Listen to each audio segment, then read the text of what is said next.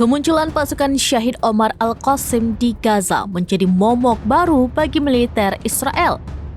Baru-baru ini, Omar Al-Qasim berhasil menargetkan pasukan pendudukan Israel setelah terlibat pertempuran sengit.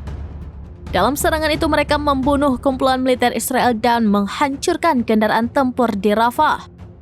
Diketahui pasukan Omar Al-Qasim adalah sayap militer Front Demokratik untuk Pembebasan Palestina atau DFLP.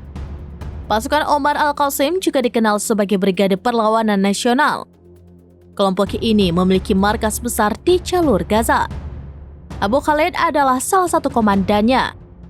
Brigade Omar Al-Qasim dibentuk pada tahun 1969, namun baru didirikan pada akhir September 2000. Kelompok ini awalnya dikenal sebagai Brigade Bintang Merah sebelum berganti nama menjadi Batalion Perlawanan Nasional Palestina.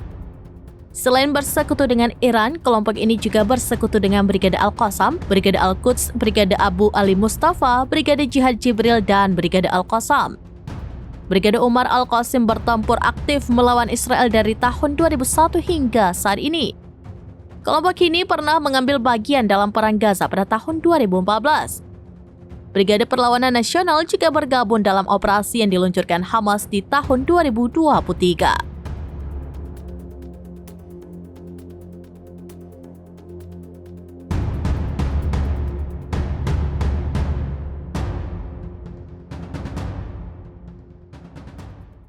Download Tribun X sekarang, menghadirkan lokal menjadi Indonesia.